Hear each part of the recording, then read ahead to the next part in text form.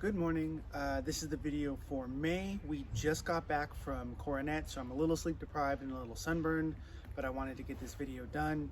It's going to be a short video. It's really going to be talking in general terms about the difference between hitting and cutting, because we have students that do both SEA and HEMA. We have a lot of cross training. One of the things that I've noticed when we have cutting events is that there is a significant difference between the mechanics that are being taught, but people don't always understand that that's happening or understand why it's happening. And one is not necessarily superior to the other depending on the context, but you do want to understand the difference without going super in depth into the mechanics for either, because I think people have a decent idea for the most part, and they have people that they can work with, and I don't want this to be a cutting mechanic video or a striking mechanic video. More the difference, I would say the biggest kind of big difference is really how the wrists break or don't, and that orientation. So if I take my sharp here and I want to cut something, I really want to have that nice kind of locked in bone alignment. I don't want a lot of flexible floppy wrist kind of stuff, which is going to be a little bit different. So what I want is to have that good structural alignment and a nice smooth cut through. So I brought my little target here. I didn't have any tatami that I had prepared for the video, but essentially just from here, right? And it's very clean, and it's a very singular, just smooth motion down. Doesn't take a lot of power. And it's really beyond edge alignment. It's really about having that good structure all the way through the swing.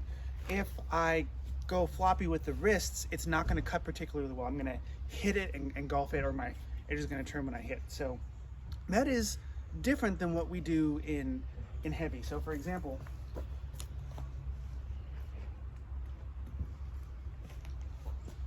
if I take an SEA heavy longsword and I do this exact same motion where I have my locked in position, I have a nice smooth swing, I don't have much wrist break, and I hit the pel, that actually doesn't hit very hard, and often it's going to give me kind of a slidey effect, which means my opponents are not going to take it.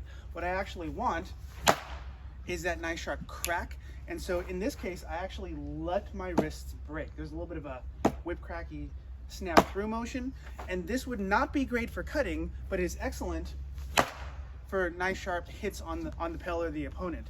So what I often find is that the difference is really in the wrist break. And so when I came into SEA from HEMA, I was finding that I was swinging very hard, and my shots were either landing not very well or way too hard, depending where in the arc, and I wasn't understanding the difference.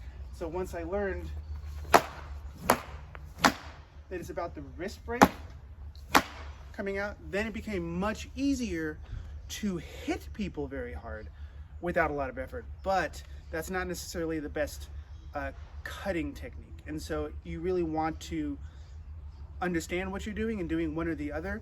So again, from a cutting point of view, nice kind of locked in cutting position, smooth cut through, not a lot of floppiness or breaking in the wrist when that's happening. If I do this against a soft target like tatami or the 2-liter bottle, it's not going to cut very well.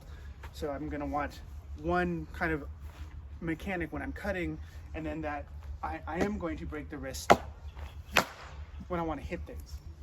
The only thing I would add to that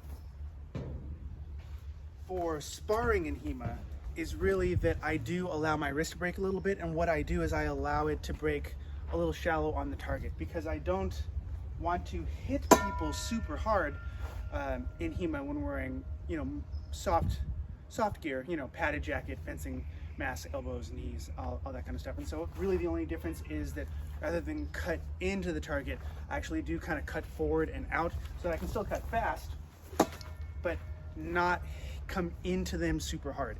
And so that's that's the type of control that I use, where I can fence fast, but I try very hard not to fence hard. And so that is allowing that wrist break a little shallow on the target rather than completely in. But I really just wanted to talk about the difference between cutting and hitting. Again, one is not necessarily superior to the other, but one is appropriate to one or the other depending on the context. And if you cut people in SEA heavy, they're likely not to take it, or if you catch them in the right part of the arc, they might feel like you're striking them too hard. And if you try to use SEA flat snap or the wrist breaking crack to get that good percussive impact, you're not going to be as successful in your cutting. And so it's, I think, really important to train both and understand why if you're interested in cross training. I don't think you have to be an amazing cutter to be a proficient sword fighter, but I do think you need to understand how to cut. Otherwise, I think that your understanding is a little bit too narrow and limited. So that's just something I wanted to put out really quickly on this Memorial Day weekend, and I hope everybody else is having a great weekend and a good time. Thank you.